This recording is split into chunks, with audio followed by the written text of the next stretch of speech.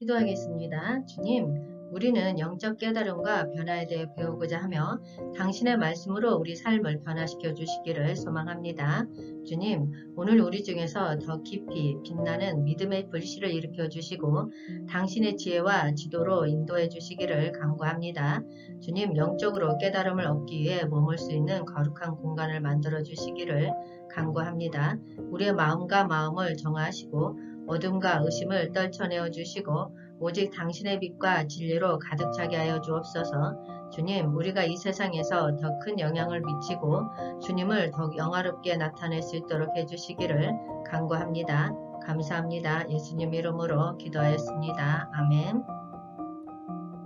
이 시간은 이번 주에 전한 말씀을 종합해서 영적 깨달음과 각성이라는 주제로 말씀을 전하도록 하겠습니다. 회심은 우리의 삶에서 가장 깊고 의미 있는 순간 중 하나입니다. 그것은 심장의 변화와 영적인 회복을 의미하며 우리가 하나님과의 관계를 회복하는 길을 엽니다. 이런 회심은 종종 간증과 전도의 힘으로 이루어지며 성경 속 여러 인물들의 경험을 통해 그 효과를 명확히 알 수 있습니다. 하나님의 사랑과 용서를 받아들이기 위해서는 회심이 필요하며 회심을 통해 우리는 하나님과의 연결을 강화하고 더 깊은 영적 경험을 할 수 있습니다. 회심은 우리에게 하나님의 사랑과 은혜를 경험하고 하나님의 뜻을 이루는 데 필요한 첫걸음입니다. 누가복음 15장 10절 말씀에 내가 너희에게 이르노니 이와 같이 죄인 한 사람이 회개하면 하나님의 사자들 앞에 기쁨이 되느니라. 아멘. 예수님의 비유를 통해 하늘의 천사들이 인간과 함께 기뻐하며 하나님의 사랑과 변화에 더불어 참여하는 모습을 그려냅니다. 이로써 하나님의 존재와 천사들 간의 관계가 인간의 회개와 함께 끊임없이 이루어지는 하나님의 섭리를 보여주며 하늘에서도 인간의 변화와 회개가 큰 기쁨으로 기뻐하는 것을 엿볼 수 있습니다. 이러한 비유는 우리에게 하나님의 사랑과 관심 또한 하나님과의 연결에 대해 생각해 보게 하며 하나님과 함께 기뻐하는 삶을 살아가게끔 도와줍니다. 로마서 10장 17절 말씀에 그러므로 믿음은 들음에서 나며 들음은 그리스도의 말씀으로 말미암았느니라. 아멘. 이 말씀은 믿음의 중요성과 그것이 어떻게 회심으로 이어지는지를 강조하여 간증과 전도가 얼마나 중요하고 효과적인 것인지를 보여줍니다. 믿음은 들음에서 나며 이 말씀은 믿음의 시작은 누군가의 간증을 듣고 받아들이는 것으로부터 출발한다는 것을 보여줍니다. 다른 사람들이 하나님과의 관계, 기적적인 경험 또는 믿음의 길에 대해 간증을 나누면 듣는 사람들은 그들의 말씀을 통해 강화된 믿음을 형성하고자 합니다. 간증은 믿음의 기초를 형성합니다. 들음은 그리스도의 말씀으로 말미암았느니라. 이 말씀은 하나님의 말씀을 통해 전도자가 다른 사람들에게 전하는 것이 얼마나 중요한지를 강조합니다. 전도는 하나님의 말씀을 전하고 사람들이 그것을 듣고 회심하도록 이끄는 역할을 합니다. 전도자의 간접적인 역할은 사람들이 하나님의 말씀에 귀를 기울이고 믿음을 키울 수 있도록 돕는 것입니다. 그러므로 전도는 회심으로 이어질 수 있도록 도와줍니다. 다른 사람들의 간증을 듣고 하나님의 말씀을 전하는 것을 통해 믿음은 강화되고 또한 회심으로 이어질 수 있습니다. 이로 인해 사람들은 하나님과의 관계를 회복하고 새로운 삶을 시작하는 데 도움을 받을 수 있습니다. 간증과 전도는 우리가 하나님과 더 가까워질 수 있도록 돕고 영적으로 성장하게끔 도와주며 회심의 경험을 이룰 수 있도록 열쇠를 제공합니다. 이로써 누구나 하나님과의 관계를 강화하고 새로운 영적 여정을 시작할 수 있게 됩니다. 성령의 간증은 우리가 하나님의 존재를 더 확신하게 하고 우리의 삶에서 새로운 시작과 변화를 이룰 수 있도록 도와줍니다. 이로 인해 우리는 회심의 길을 걷고 하나님과의 깊은 관계를 이루며 하나님의 뜻을 따르기 위한 열망을 불러일으킬 수 있습니다. 따라서 이 서론은 회심의 시작 성령의 간증이라는 주제를 통해 성령의 간증이 회심에 미치는 영향과 중요성을 강조하고자 합니다. 성령의 간증은 우리의 믿음을 확고히 하고 하나님과의 관계를 강화시키며 새로운 삶으로의 초대를 이루는 데 결정적인 역할을 합니다. 이를 통해 우리는 하나님의 사랑과 은혜를 더 깊이 이해하고 회심의 시간을 통해 변화하고 성장하는 데 도움이 되기를 기대합니다. 성령의 사역은 세상을 향해 선교를 전개하는 사도들의 사역과 깊은 관련이 있습니다. 요한복음 16장 8절 말씀에 그가 와서 죄에 대하여 의에 대하여 심판에 대하여 세상을 책망하시리라. 아멘. 성령은 세상의 죄와 믿음 거부에 대해 검사하고 책망합니다. 예수 그리스도의 죽음은 인류의 구원을 위한 큰 사랑의 표현이지만 세상은 이를 받아들이지 않고 배척하는 경우가 있습니다. 성령은 이러한 상태를 검사하며 세상의 죄에 대해 무죄로 결정되었음을 보여줍니다. 세상은 자신의 의로 세상을 바라보기 쉽습니다. 하지만 성령은 세상의 실질적인 의식에 대해 책망하며 하나님의 의로 바라보는 것이 중요함을 알려줍니다. 이를 통해 세상은 스스로를 심판 아래에 두게 됩니다. 성령은 예수 그리스도의 증명서입니다. 예수는 무지한 자로서 죽음으로 인류의 구원을 이룩하였으며 성령은 이러한 사실을 증언하고 선포하는 사도들에게 큰 위로를 줍니다. 성령의 인도하심 아래에서 선교하는 사도들은 하나님의 사랑과 은혜를 세상에 전파하는데 동기부여를 받게 됩니다. 이러한 성령의 역할과 간증의 의미를 통해 선교하는 사도들은 하나님의 사랑과 구원의 계획을 전파하고 회심과 변화가 이루어지는 길을 세상에 열어주는 중요한 역할을 담당하게 됩니다. 성령의 간증은 믿음을 확고히 하고 회심을 이루는 데 도움을 주며 모든 사람들에게 하나님의 사랑과 은혜를 전달하는 데 큰 도움이 됩니다. 이렇게 성령의 사역은 세상을 향한 선교에 중요한 동력이 되고 회심의 시작과 변화에 영향을 미치는 중요한 역할을 하게 됩니다. 성령은 우리의 다양한 기도와 고백을 통해 우리의 인식의 한계를 넘어서게 하며 하나님에 대한 더 넓은 이해와 직병을 갖게 합니다. 특히 예수 그리스도에 관해서도 성령은 우리에게 분별력과 계몽을 주는 역할을 합니다. 로마서 8장 16절 말씀에 성령이 친히 우리의 영과 더불어 우리가 하나님의 자녀인 것을 증언하시나니 아멘. 성령에 이끌려 말하는 사람은 악담이나 비난을 하지 않고 예수는 저주받으라고 말할 수 없습니다. 반면에 성령의 감동을 받지 않은 사람은 예수는 주님이시라고 고백할 수도 없습니다. 성령은 우리의 영을 비추어 예수 그리스도에 대한 진리를 알게 하며 하나님과의 관계에 대해 옳은 이해를 가져오게 합니다. 우리가 하나님의 자녀라는 인식은 기독교인들에게 가장 기본적인 정체성의 표지로 여겨집니다. 성령은 우리를 하나님의 자녀들이라는 범주에 인식시킵니다. 이것은 단순히 내적으로 느끼는 것뿐만 아니라 세상에 공포하며 증가하는 것입니다. 이로써 하나님의 아들들은 실제로 남성과 여성 모두를 대상으로 삼고 있음이 확인됩니다. 간증을 통해 마음의 변화가 일어나는 과정은 성령이 우리의 영을 감동시킴으로써 이루어집니다. 성령의 인도하심 아래에서 우리는 예수 그리스도에 대한 진리를 깨닫고 하나님과의 관계에 대해 옳은 이해를 갖게 됩니다. 이러한 변화는 우리의 마음과 생각을 강화시키고 옳은 삶의 방향을 선택하도록 도와줍니다. 따라서 성령의 간접적인 작용을 통해 우리는 예수 그리스도의 가르침을 따르고 하나님의 사랑과 은혜를 전파하는 데 적극적으로 참여할 수 있게 됩니다. 이런 간증을 통한 마음의 변화는 우리를 더욱 성숙하고 온전한 기독교인으로 성장시킵니다.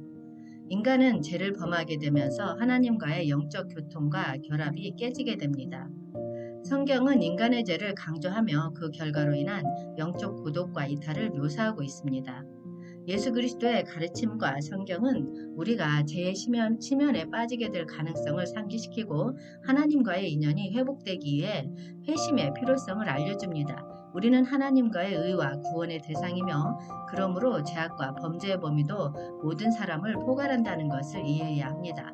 영광은 하나님의 임재나 현존을 표상하며 인간의 영적 자질이나 속성을 긍정적으로 묘사하기 위해 사용됩니다. 로마서 3장 23절 말씀에 모든 사람이 죄를 범하였음에 하나님의 영광에 이르지 못하더니 아멘. 우리는 하나님의 영광을 추구하는데 인간의 죄로 인해 이 영광을 박탈당했습니다. 인간은 타락 이후 시대에서 그 박탈의 상태에 처해 있으며 모든 인간의 삶을 규정하는 실존적인 조건입니다. 이르지 못하다라는 말은 목표에 미달되거나 결핍된 상태를 가리킵니다. 이로 인해 우리는 자신의 죄에 대한 깨달음을 가질 필요가 있습니다. 우리가 모든 사람이 죄인임을 이해하고 인정함으로써 우리 허물과 결함을 인정하고 회심의 길을 찾을 수 있습니다. 이 깨달음은 겸손과 유순함을 불러일으키며 하나님의 은혜와 사랑에 의존하여 죄에서 떠날 수 있도록 동기를 부여합니다. 우리가 죄로 말미암은 우리 자신의 영적 타락을 인식하고 회심을 통해 하나님과의 조화를 찾게 됨으로써 영원한 영광을 향한 길에 서 있을 수 있습니다. 이렇게 중요한 깨달음을 통해 우리는 자신을 더 잘 이해하고 하나님과의 관계를 회복하기 위한 열망과 노력을 갖게 됩니다. 하나님의 은혜와 사랑을 받아들이며 죄에서 돌아오는 모든 인간들에게 회심의 길이 열려 있다는 기쁨을 가지고 함께 걷기를 바랍니다.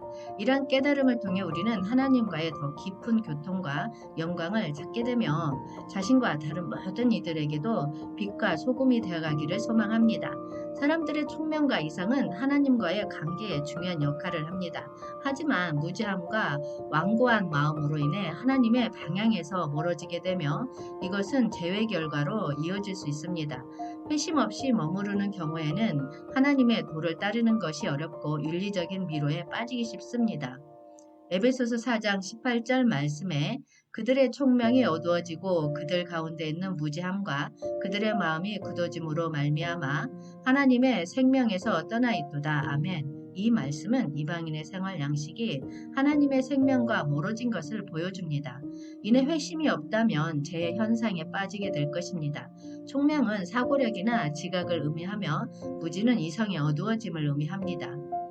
이러한 무지함은 완고한 마음을 가지게 하며 초대교회에서는 불신앙의 원인으로 이해되었습니다. 마음이 굳어짐 또는 마음의 완고함은 구약 성서에서 자주 언급되며 하나님을 떠난 전체 인간의 상황을 나타냅니다. 이런 개념은 심리학적으로 규정된 기능을 의미하는 것이 아니라 오히려 하나님과의 관계를 떠난 인간의 상태를 묘사하고 있습니다. 따라서 이 말씀은 우리에게 하나님과의 관계를 강조하고 회심과 거듭난 생활이 중요함을 상기시켜 줍니다. 하나님의 생명에서 떠나 있는 상태는 옳지 않으며 오로지 하나님과의 관계를 회복하고 있는 것만이 진정한 삶의 길이라고 설명할 수 있습니다. 이는 더 나은 생활과 평화로운 마음을 얻는데 도움이 되며 죄의 함정에서 벗어나는 지름길입니다. 따라서 우리는 항상 회심과 하나님과의 관계를 중요시하며 그리스도의 사랑과 은혜에 의지하여 올곧은 길을 걷도록 돕는 말씀을 찾아갈 필요가 있습니다. 그렇다면 믿음으로 회심하는 과정, 즉 믿음으로서의 전환이 일어나는 시간에 대해서 알아보도록 하겠습니다. 요한복음 1장 12절 말씀에 영접하는 자, 곧 그 이름을 믿는 자들에게는 하나님의 자녀가 되는 권세를 주셨으니 아멘. 이 말씀은 믿음으로 회심하는 과정과 기적을 아주 간결하고 강력하게 설명합니다. 이 구절에서는 믿음을 갖는 자에게 하나님의 자녀가 되는 권세를 주셨다고 언급합니다. 이는 말 그대로 놀라운 변화와 기적적인 순간을 의미합니다. 믿음으로 회심하는 과정은 믿음이란 출발점에서 시작됩니다. 누구든지 예수 그리스도를 믿고 자기가 죄인이며 그분의 구원이 필요하다고 인정하는 순간 회심의 시작이 됩니다. 이는 하나님과의 새로운 관계를 맺는 첫걸음이며 예수 그리스도를 우리 인생의 주인으로 인정하고 따르기로 결심하는 순간입니다. 믿음으로 회심하는 과정은 하나님의 은혜와 역사와 밀접한 관련이 있습니다. 하나님은 우리를 무조건적으로 사랑하시며 예수 그리스도를 통해 우리에게 구원의 길을 제시해 주셨습니다. 믿음은 하나님의 은혜를 받아들이는 순간이며 그분의 사랑과 관심을 느끼게 해줍니다. 믿음은 하나님의 은혜를 받아 성장합니다. 에베소서 2장 8에서 9절 말씀에 너희는 그 은혜에 의하여 믿음으로 말미암아 구원을 받았으니 이것은 너희에게서 난 것이 아니요 하나님의 선물이라.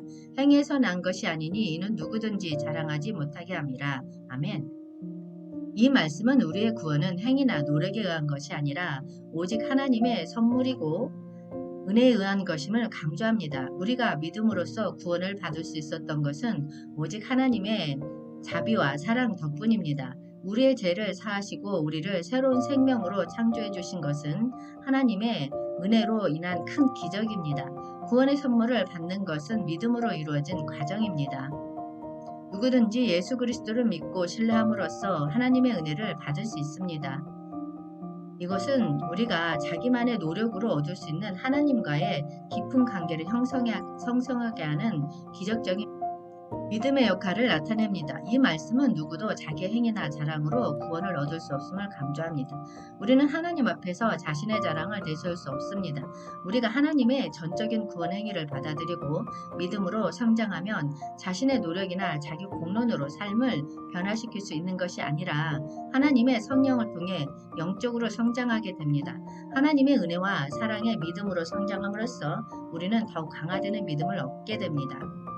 우리의 믿음이 지속적으로 성장하면 우리는 하나님의 뜻과 계획을 더 잘 이해하고 그분을 향한 사랑과 순종의 마음을 더욱 강화시킬 수 있습니다. 회심의 결과로 인해 우리는 하나님의 사랑과 은혜를 더욱 깊이 체험하며 새로운 삶으로의 초대를 받습니다. 이는 우리에게 큰 축복과 변화를 안겨주며 새로운 시즌으로서의 초대를 의미합니다. 고린도후서 5장 17절 말씀에 그런즉 누구든지 그리스도 안에 있으면 새로운 피조물이라 이전 것은 지나갔으니 보라 새 것이 되었도다. 아멘. 이 말씀은 그리스도 안에 있는 사람들에 대한 새로운 신념과 새로운 삶으로의 초대를 강조합니다. 바울이 그리스도 안에라는 표현을 사용할 때 그리스도와의 합일이나 감정적인 안정감을 의미하는 것이 아닙니다. 오히려 이는 바울이 말하는 새로운 창조, 종말론적인 의미를 담고 있습니다. 바울은 그리스도 안에 있는 사람들에 대해 언급할 때 새로운 피조물로서의 의미한다고 설명됩니다.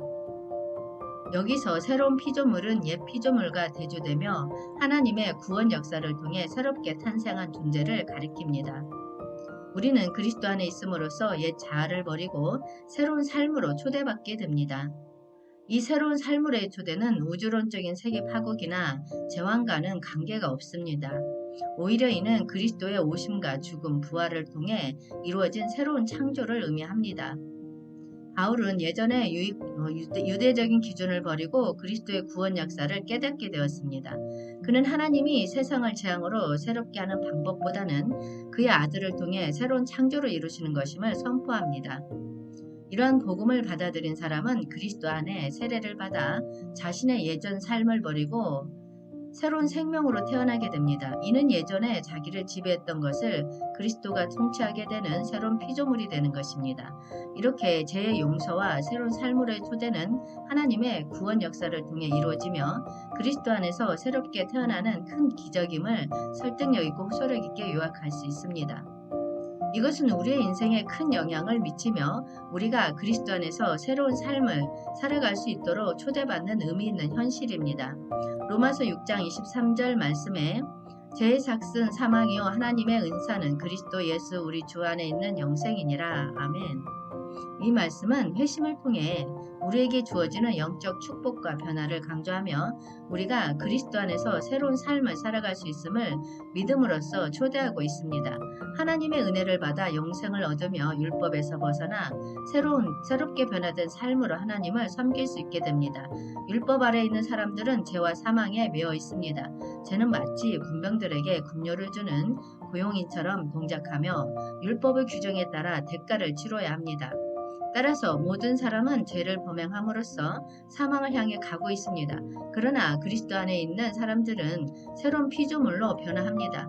그리스도의 죽음과 부활의 의미에 믿음으로 참여함으로써 영생이 약속되며 하나님의 은혜로 구원의 선물을 받습니다.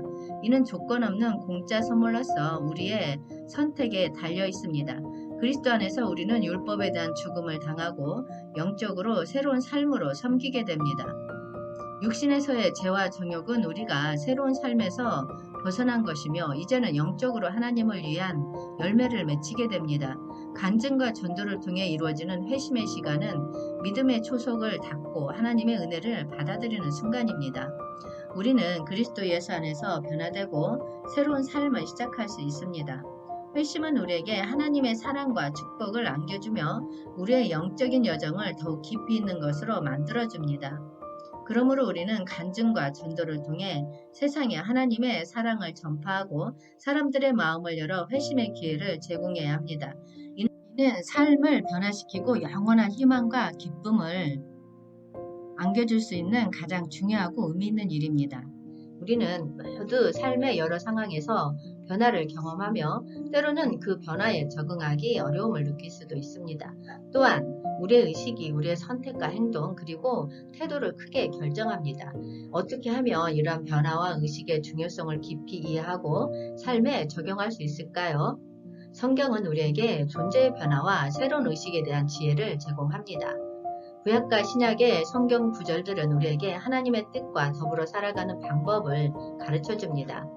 이사야 43장 18에서 19절 말씀에 너희는 이전 일을 기억하지 말며 옛날 일을 생각하지 말라. 보라, 내가 새 일을 행하리니 이제 나타날 것이라. 너희가 그것을 알지 못하겠느냐?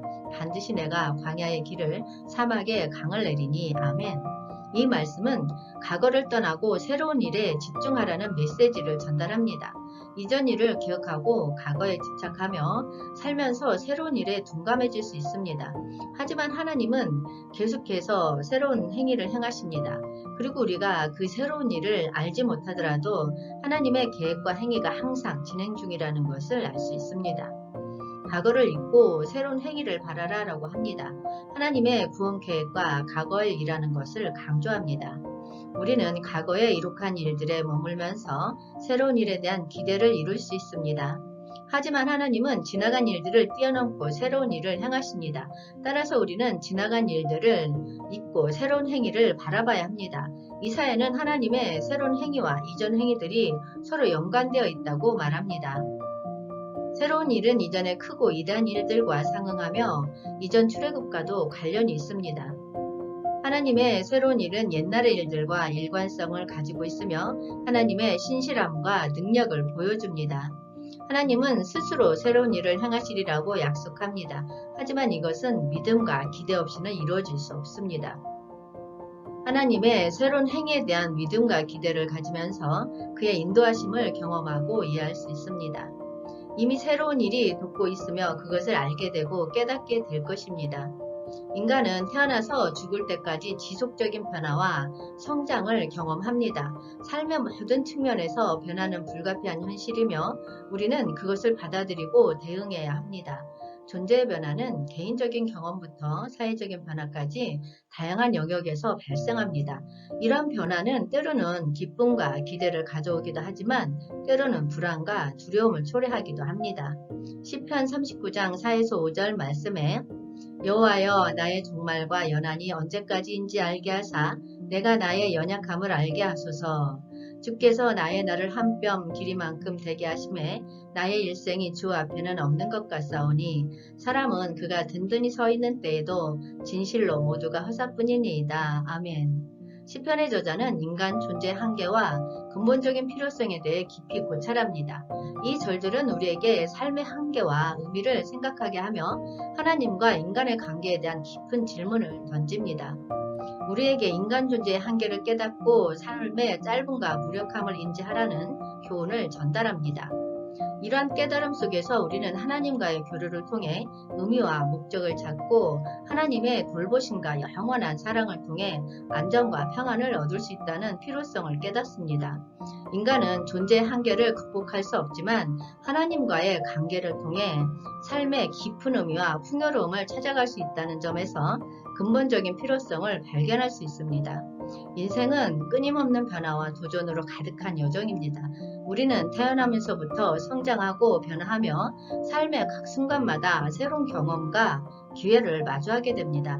존재의 변화는 우리의 삶에 큰 영향을 미치며 때로는 기쁨과 성취를 선사하며 때로는 어려움과 불확실성을 동반합니다.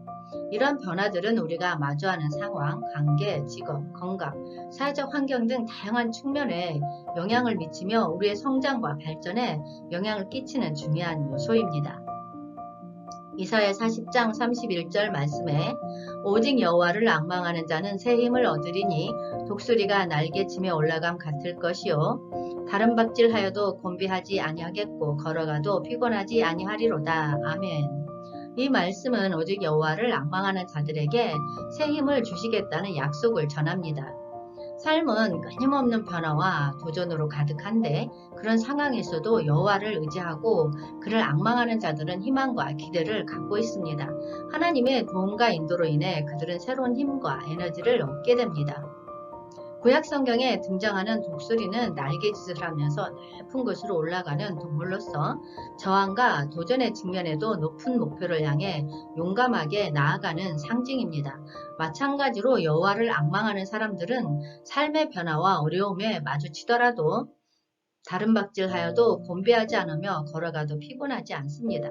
그들은 하나님과의 교류를 통해 변화에 대응하는 능력을 가지게 되고 견고함과 확신을 갖고 삶을 진취적으로 나아갑니다.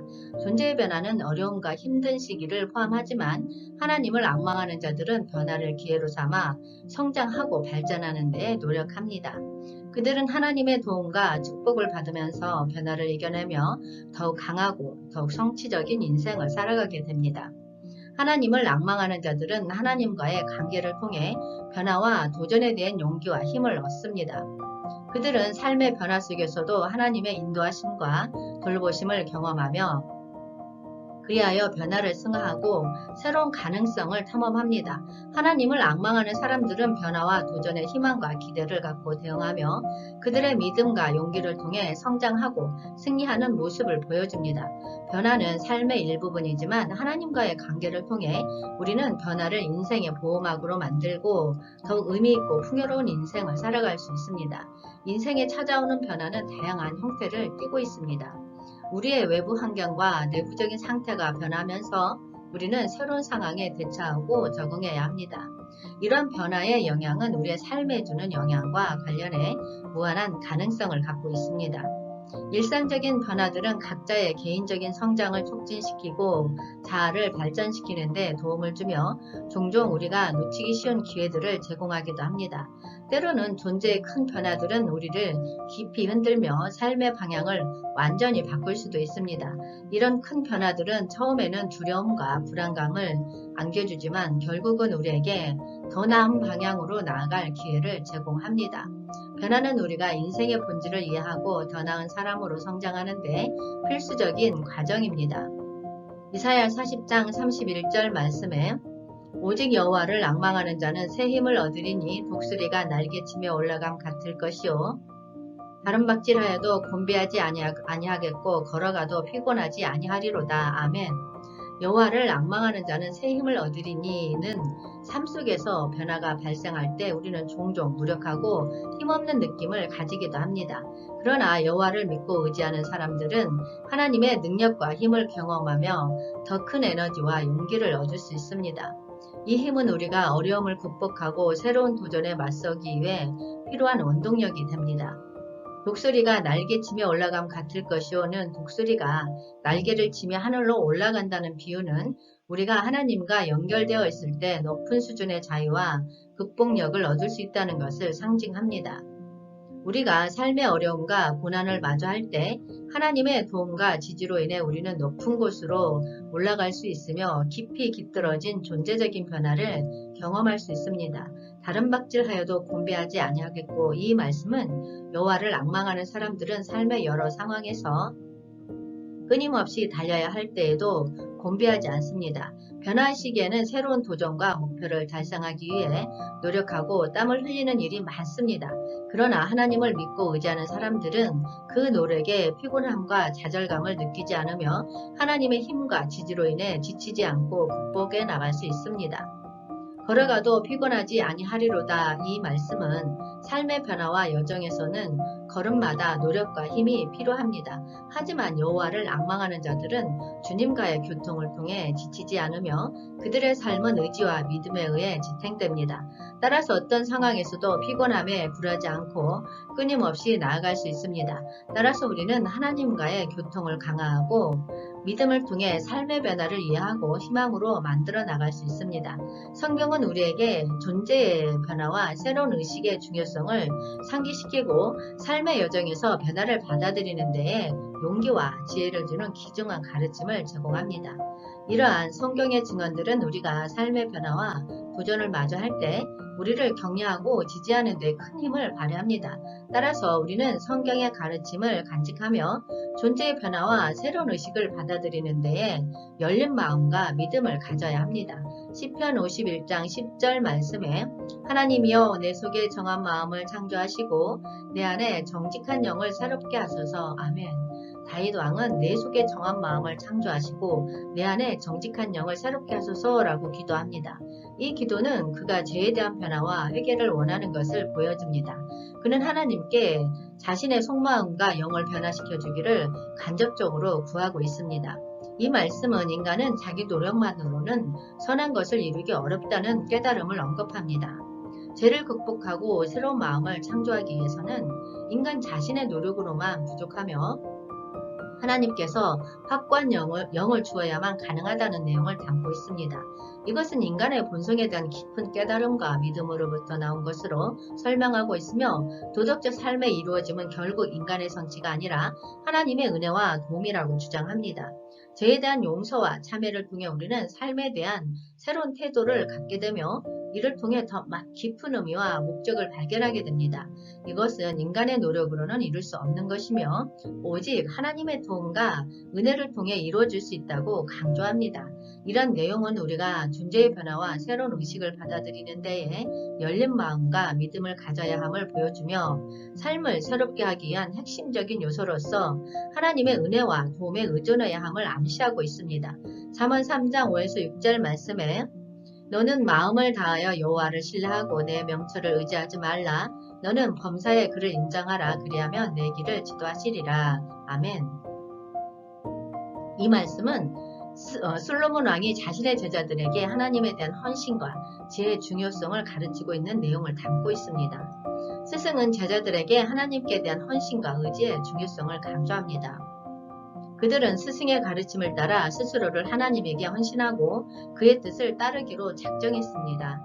이는 존재의 변화를 이루기 위해서는 하나님에 대한 의지와 헌신이 필요하다는 것을 의미합니다. 제자들은 자신의 총명에만 의지해서는 안 된다고 배웁니다. 교육의 목적은 지혜의 획득에만 있지 않으며 지혜는 지식과 윤리, 경건함을 포함합니다. 존재의 변화를 원한다면 지혜의 추구가 필수적이라는 메시지가 담겨 있습니다. 스승은 제자들에게 자신의 명철을 의지하는 것이 아니라 하나님의 지도와 도움에 의존해야 한다고 가르칩니다.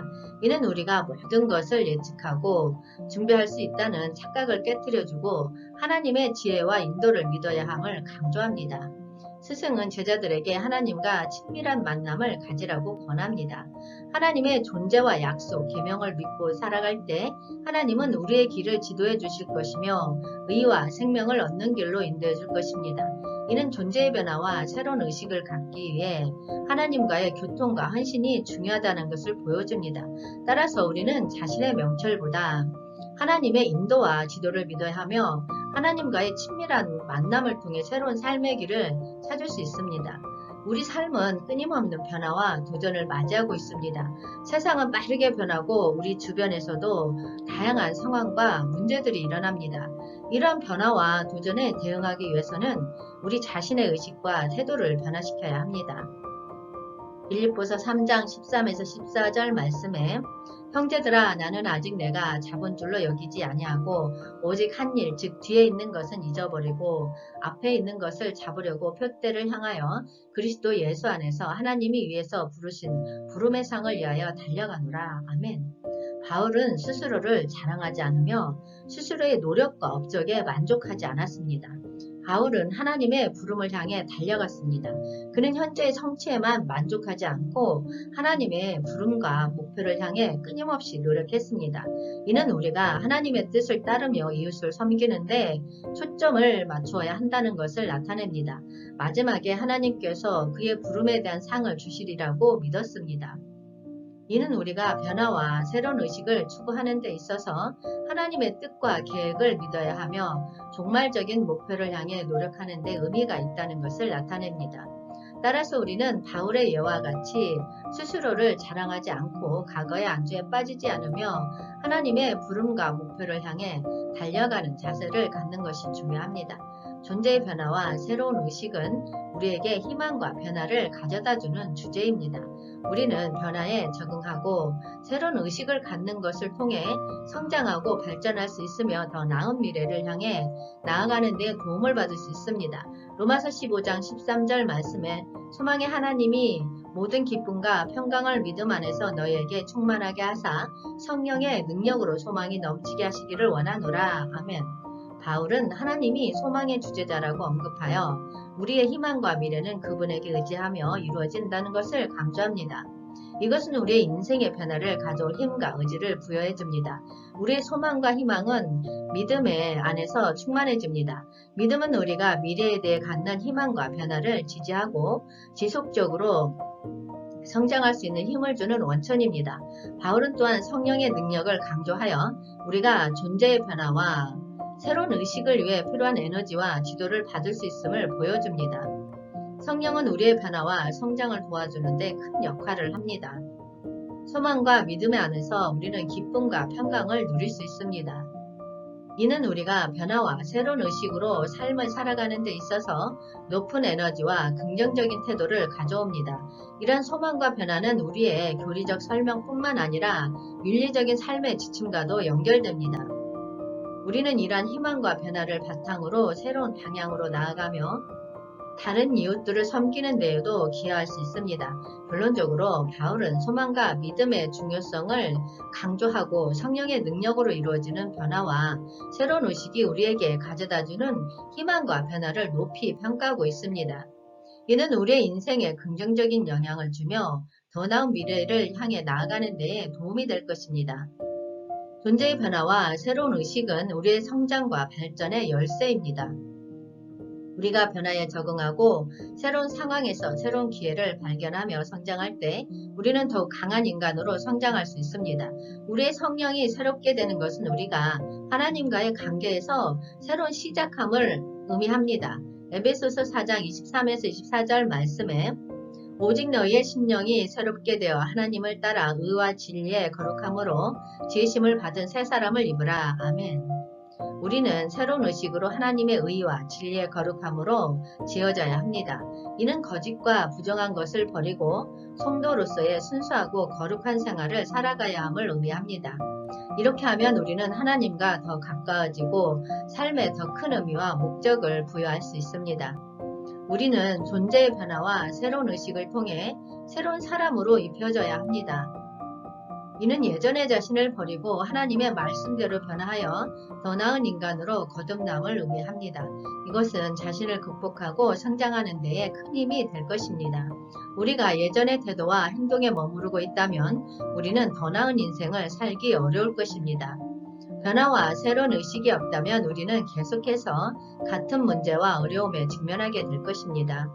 하지만 우리가 변화와 새로운 의식으로 하나님과의 더 깊은 관계를 형성하고 새로운 사람으로 거듭남을 택한다면 우리는 더 풍요로운 삶을 살아갈 수 있을 것입니다. 우리가 존재의 변화와 새로운 의식을 통해 하나님과의 깊은 관계를 맺고 성도로서의 순수하고 거룩한 삶을 살아가는 데 주목한다면 우리는 더 큰 희망과 기대를 가질 수 있을 것입니다. 따라서 우리는 존재의 변화와 새로운 의식을 중요하게 생각해야 합니다. 우리가 변화와 새로운 의식을 갖추고 하나님과의 더 깊은 관계를 형성하며 성도로서의 순수하고 거룩한 삶을 살아간다면 우리의 삶은 더욱 빛나는 존재로 거듭날 수 있을 것입니다.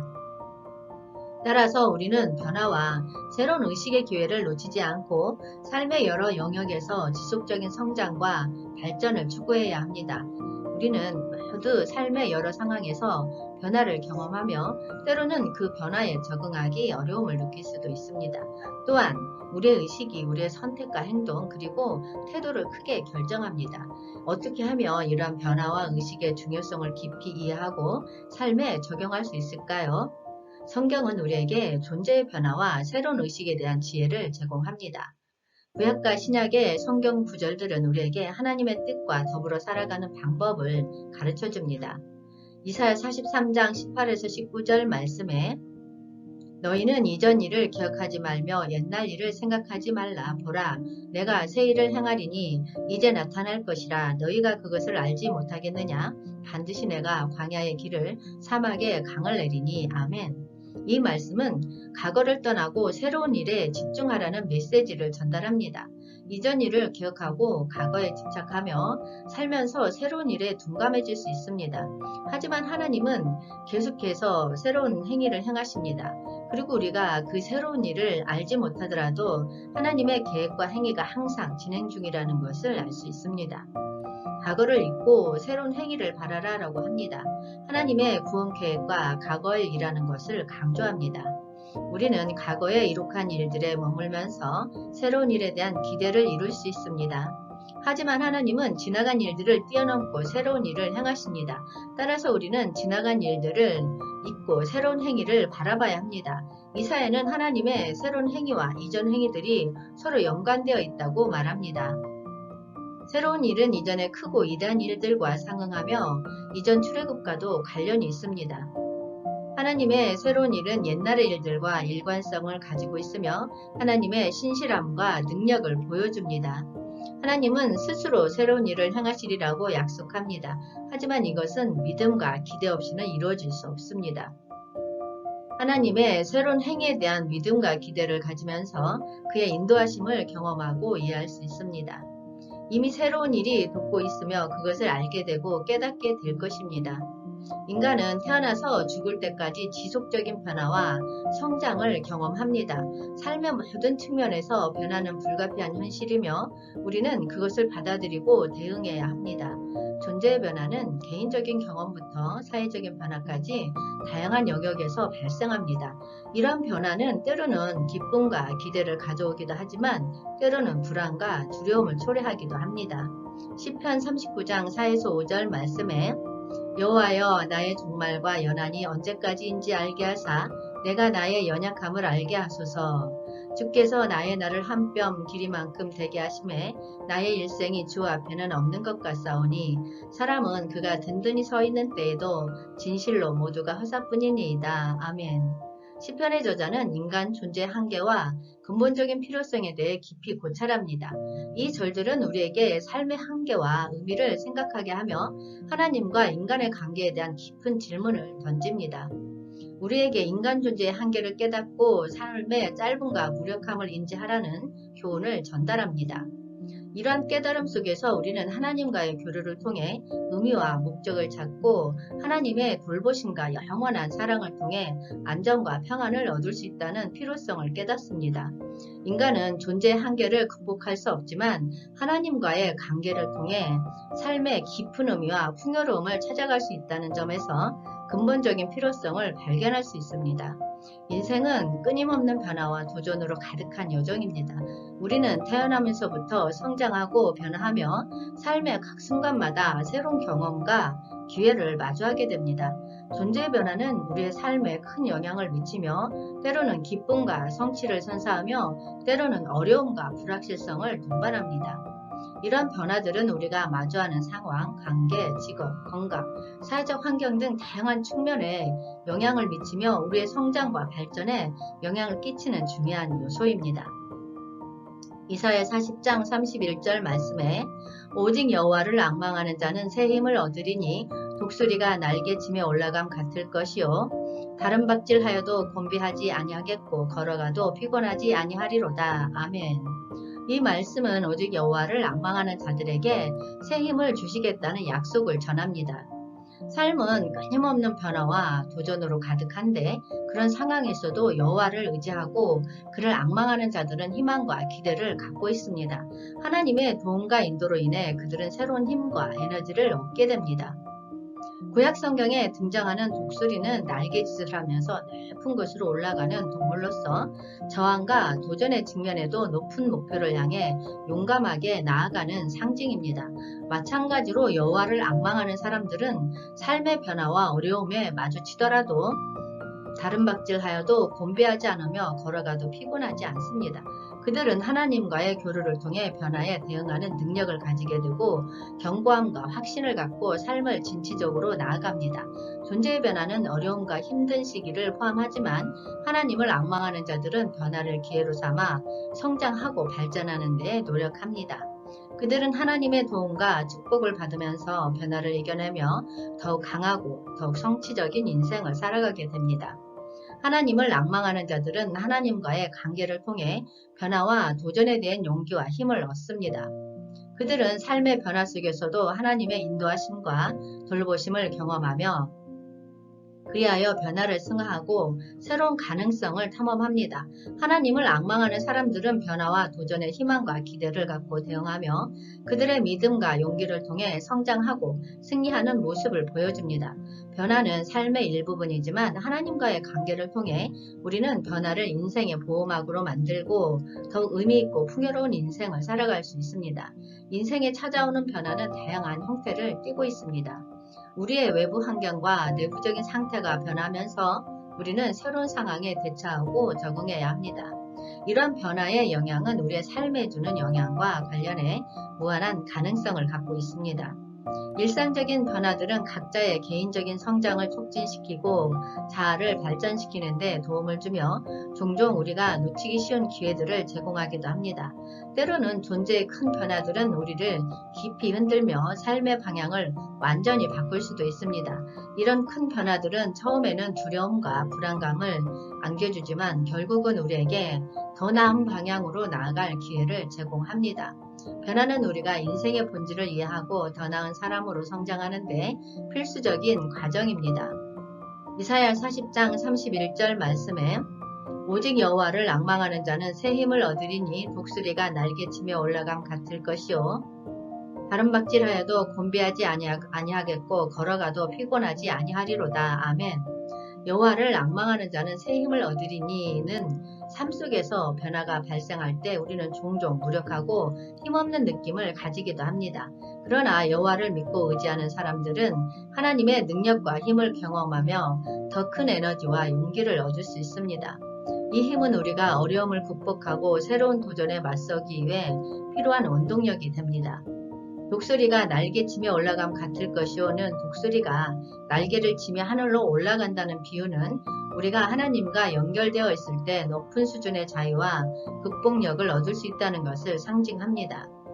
우리가 삶의 어려움과 고난을 마주할 때 하나님의 도움과 지지로 인해 우리는 높은 곳으로 올라갈 수 있으며 깊이 깃들어진 존재적인 변화를 경험할 수 있습니다.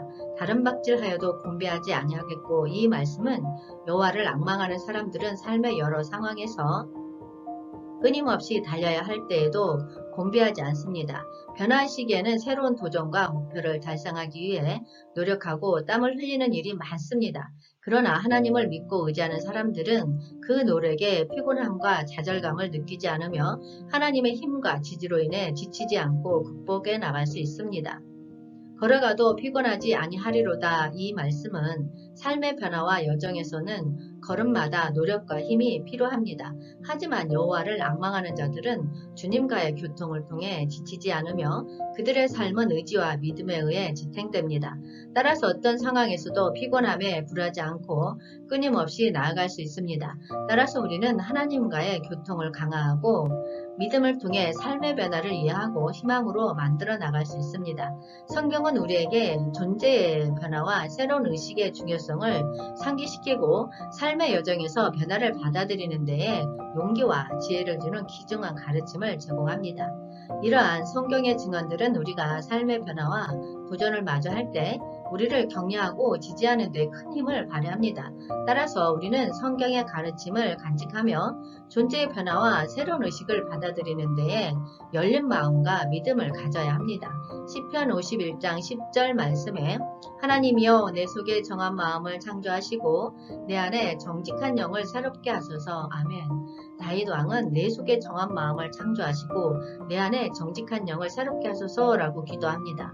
이 기도는 그가 죄에 대한 변화와 회개를 원하는 것을 보여줍니다. 그는 하나님께 자신의 속마음과 영을 변화시켜 주기를 간접적으로 구하고 있습니다. 이 말씀은 인간은 자기 노력만으로는 선한 것을 이루기 어렵다는 깨달음을 언급합니다. 죄를 극복하고 새로운 마음을 창조하기 위해서는 인간 자신의 노력으로만 부족하며 하나님께서 확고한 영을 주어야만 가능하다는 내용을 담고 있습니다. 이것은 인간의 본성에 대한 깊은 깨달음과 믿음으로부터 나온 것으로 설명하고 있으며 도덕적 삶의 이루어짐은 결국 인간의 성취가 아니라 하나님의 은혜와 도움이라고 주장합니다. 죄에 대한 용서와 참회를 통해 우리는 삶에 대한 새로운 태도를 갖게 되며 이를 통해 더 깊은 의미와 목적을 발견하게 됩니다. 이것은 인간의 노력으로는 이룰 수 없는 것이며 오직 하나님의 도움과 은혜를 통해 이루어질 수 있다고 강조합니다.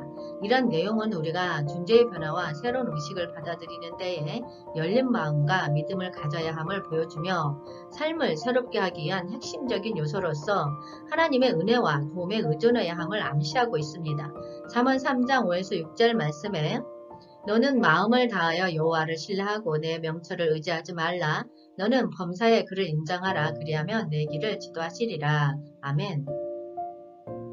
이 말씀은 솔로몬 왕이 자신의 제자들에게 하나님에 대한 헌신과 지혜의 중요성을 가르치고 있는 내용을 담고 있습니다. 스승은 제자들에게 하나님께 대한 헌신과 의지의 중요성을 강조합니다. 그들은 스승의 가르침을 따라 스스로를 하나님에게 헌신하고 그의 뜻을 따르기로 작정했습니다. 이는 존재의 변화를 이루기 위해서는 하나님에 대한 의지와 헌신이 필요하다는 것을 의미합니다. 제자들은 자신의 총명에만 의지해서는 안 된다고 배웁니다. 교육의 목적은 지혜의 획득에만 있지 않으며 지혜는 지식과 윤리, 경건함을 포함합니다. 존재의 변화를 원한다면 지혜의 추구가 필수적이라는 메시지가 담겨 있습니다.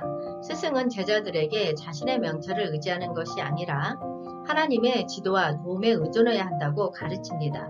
이는 우리가 모든 것을 예측하고 준비할 수 있다는 착각을 깨뜨려주고 하나님의 지혜와 인도를 믿어야 함을 강조합니다. 스승은 제자들에게 하나님과 친밀한 만남을 가지라고 권합니다. 하나님의 존재와 약속, 계명을 믿고 살아갈 때 하나님은 우리의 길을 지도해 주실 것이며 의와 생명을 얻는 길로 인도해 줄 것입니다. 이는 존재의 변화와 새로운 의식을 갖기 위해 하나님과의 교통과 헌신이 중요하다는 것을 보여줍니다. 따라서 우리는 자신의 명철보다 하나님의 인도와 지도를 믿어야 하며 하나님과의 친밀한 만남을 통해 새로운 삶의 길을 찾을 수 있습니다. 우리 삶은 끊임없는 변화와 도전을 맞이하고 있습니다. 세상은 빠르게 변하고 우리 주변에서도 다양한 상황과 문제들이 일어납니다. 이러한 변화와 도전에 대응하기 위해서는 우리 자신의 의식과 태도를 변화시켜야 합니다. 빌립보서 3장 13에서 14절 말씀에 형제들아 나는 아직 내가 잡은 줄로 여기지 아니하고 오직 한 일 즉 뒤에 있는 것은 잊어버리고 앞에 있는 것을 잡으려고 표대를 향하여 그리스도 예수 안에서 하나님이 위에서 부르신 부름의 상을 위하여 달려가노라. 아멘. 바울은 스스로를 자랑하지 않으며 스스로의 노력과 업적에 만족하지 않았습니다. 바울은 하나님의 부름을 향해 달려갔습니다. 그는 현재의 성취에만 만족하지 않고 하나님의 부름과 목표를 향해 끊임없이 노력했습니다. 이는 우리가 하나님의 뜻을 따르며 이웃을 섬기는데 초점을 맞추어야 한다는 것을 나타냅니다. 마지막에 하나님께서 그의 부름에 대한 상을 주시리라고 믿었습니다. 이는 우리가 변화와 새로운 의식을 추구하는 데 있어서 하나님의 뜻과 계획을 믿어야 하며 종말적인 목표를 향해 노력하는 데 의미가 있다는 것을 나타냅니다. 따라서 우리는 바울의 예와 같이 스스로를 자랑하지 않고 과거의 안주에 빠지지 않으며 하나님의 부름과 목표를 향해 달려가는 자세를 갖는 것이 중요합니다. 존재의 변화와 새로운 의식은 우리에게 희망과 변화를 가져다주는 주제입니다. 우리는 변화에 적응하고 새로운 의식을 갖는 것을 통해 성장하고 발전할 수 있으며 더 나은 미래를 향해 나아가는 데 도움을 받을 수 있습니다. 로마서 15장 13절 말씀에 소망의 하나님이 모든 기쁨과 평강을 믿음 안에서 너희에게 충만하게 하사 성령의 능력으로 소망이 넘치게 하시기를 원하노라. 아멘. 바울은 하나님이 소망의 주제자라고 언급하여 우리의 희망과 미래는 그분에게 의지하며 이루어진다는 것을 강조합니다. 이것은 우리의 인생의 변화를 가져올 힘과 의지를 부여해 줍니다. 우리의 소망과 희망은 믿음의 안에서 충만해집니다. 믿음은 우리가 미래에 대해 갖는 희망과 변화를 지지하고 지속적으로 성장할 수 있는 힘을 주는 원천입니다. 바울은 또한 성령의 능력을 강조하여 우리가 존재의 변화와 새로운 의식을 위해 필요한 에너지와 지도를 받을 수 있음을 보여줍니다. 성령은 우리의 변화와 성장을 도와주는 데 큰 역할을 합니다. 소망과 믿음의 안에서 우리는 기쁨과 평강을 누릴 수 있습니다. 이는 우리가 변화와 새로운 의식으로 삶을 살아가는 데 있어서 높은 에너지와 긍정적인 태도를 가져옵니다. 이런 소망과 변화는 우리의 교리적 설명뿐만 아니라 윤리적인 삶의 지침과도 연결됩니다. 우리는 이러한 희망과 변화를 바탕으로 새로운 방향으로 나아가며 다른 이웃들을 섬기는 데에도 기여할 수 있습니다. 결론적으로 바울은 소망과 믿음의 중요성을 강조하고 성령의 능력으로 이루어지는 변화와 새로운 의식이 우리에게 가져다주는 희망과 변화를 높이 평가하고 있습니다. 이는 우리의 인생에 긍정적인 영향을 주며 더 나은 미래를 향해 나아가는 데에 도움이 될 것입니다. 존재의 변화와 새로운 의식은 우리의 성장과 발전의 열쇠입니다. 우리가 변화에 적응하고 새로운 상황에서 새로운 기회를 발견하며 성장할 때 우리는 더욱 강한 인간으로 성장할 수 있습니다. 우리의 성령이 새롭게 되는 것은 우리가 하나님과의 관계에서 새로운 시작함을 의미합니다. 에베소서 4장 23에서 24절 말씀에 오직 너희의 심령이 새롭게 되어 하나님을 따라 의와 진리의 거룩함으로 지으심을 받은 새 사람을 입으라. 아멘. 우리는 새로운 의식으로 하나님의 의와 진리의 거룩함으로 지어져야 합니다. 이는 거짓과 부정한 것을 버리고 성도로서의 순수하고 거룩한 생활을 살아가야 함을 의미합니다. 이렇게 하면 우리는 하나님과 더 가까워지고 삶에 더 큰 의미와 목적을 부여할 수 있습니다. 우리는 존재의 변화와 새로운 의식을 통해 새로운 사람으로 입혀져야 합니다. 이는 예전의 자신을 버리고 하나님의 말씀대로 변화하여 더 나은 인간으로 거듭남을 의미합니다. 이것은 자신을 극복하고 성장하는 데에 큰 힘이 될 것입니다. 우리가 예전의 태도와 행동에 머무르고 있다면 우리는 더 나은 인생을 살기 어려울 것입니다. 변화와 새로운 의식이 없다면 우리는 계속해서 같은 문제와 어려움에 직면하게 될 것입니다. 하지만 우리가 변화와 새로운 의식으로 하나님과의 더 깊은 관계를 형성하고 새로운 사람으로 거듭남을 택한다면 우리는 더 풍요로운 삶을 살아갈 수 있을 것입니다. 우리가 존재의 변화와 새로운 의식을 통해 하나님과의 깊은 관계를 맺고 성도로서의 순수하고 거룩한 삶을 살아가는 데 주목한다면 우리는 더 큰 희망과 기대를 가질 수 있을 것입니다. 따라서 우리는 존재의 변화와 새로운 의식을 중요하게 생각해야 합니다.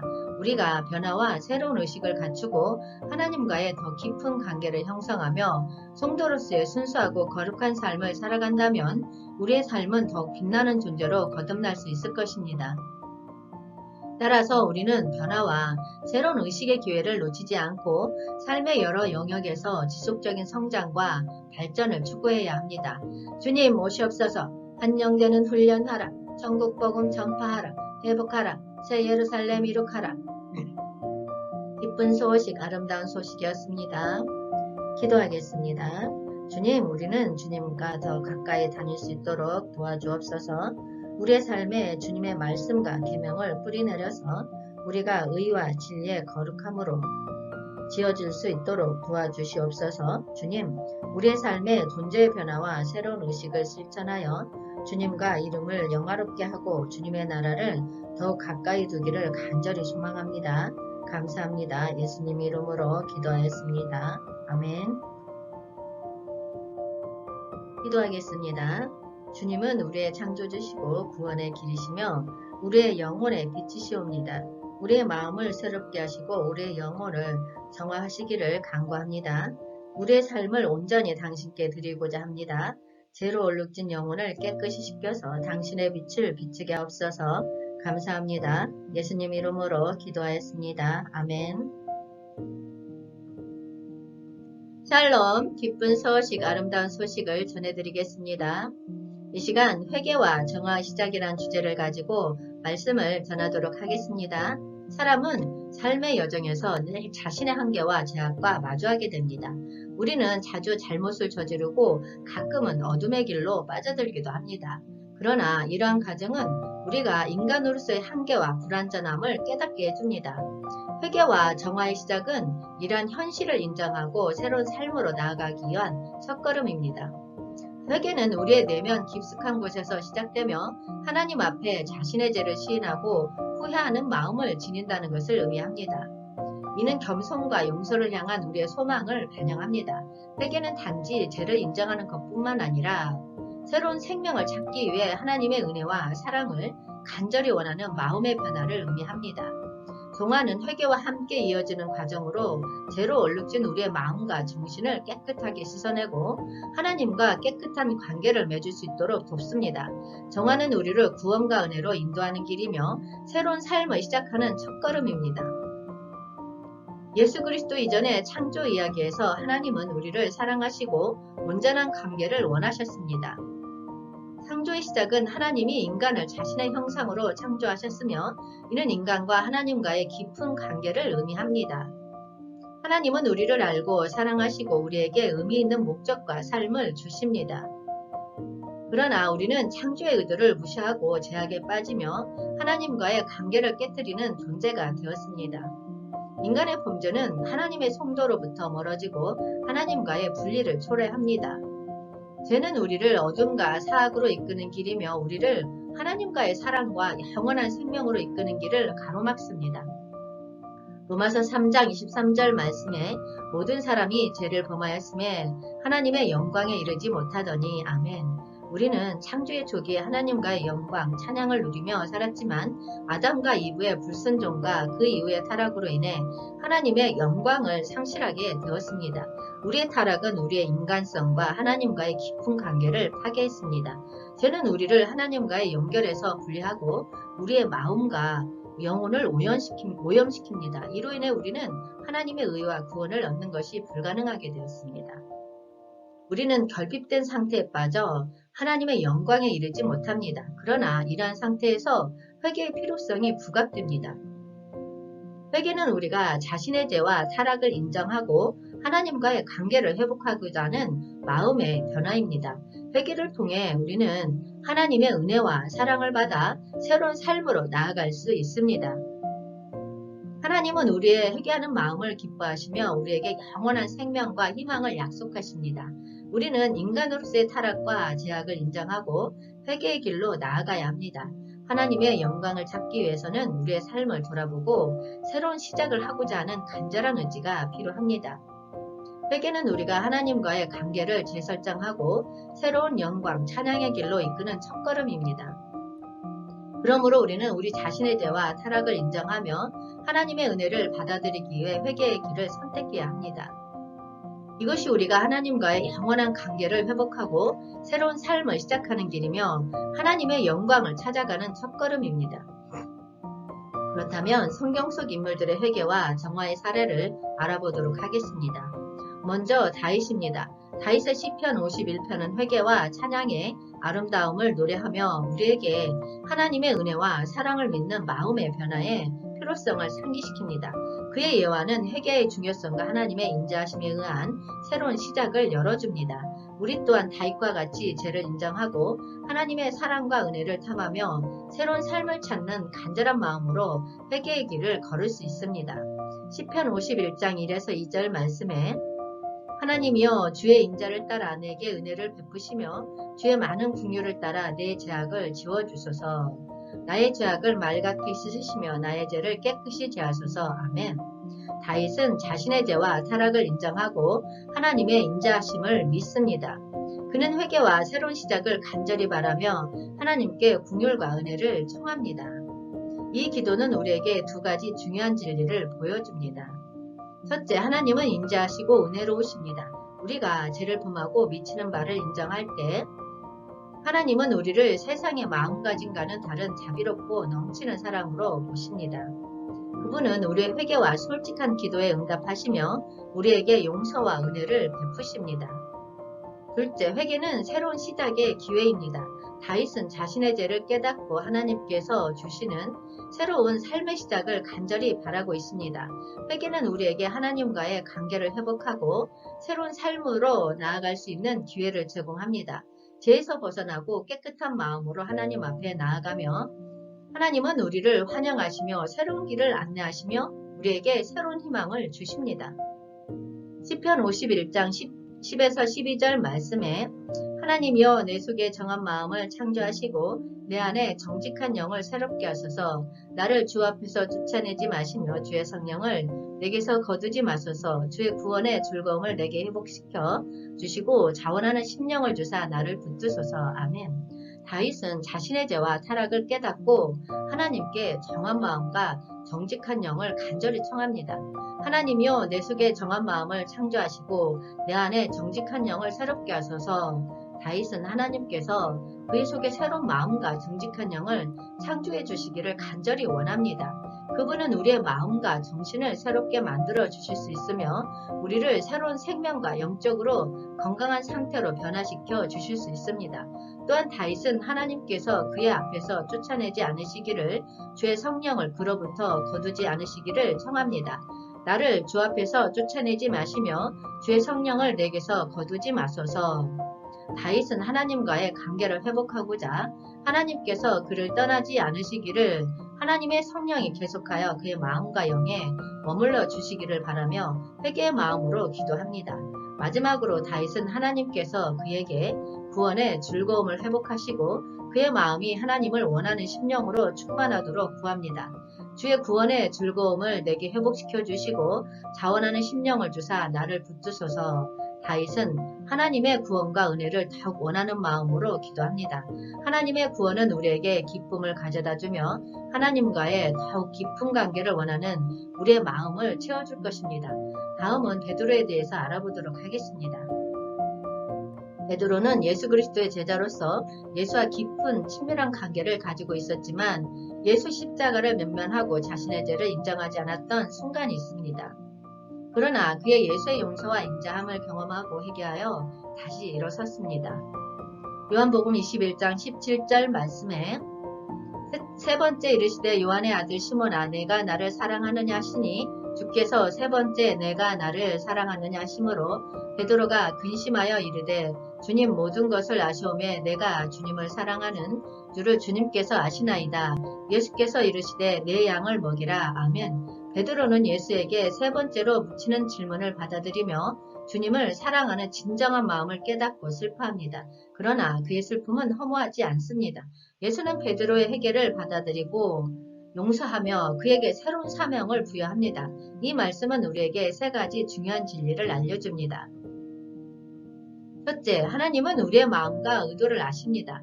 예수께서 세 번째로 물음을 던지시면서 베드로의 마음과 사랑의 진정성을 시험하십니다. 하나님은 우리가 마음속으로 숨기고 있는 모든 것을 알고 계십니다. 우리의 회개와 사랑은 눈에 보이는 행동뿐만 아니라 마음의 진정성에서 나타납니다.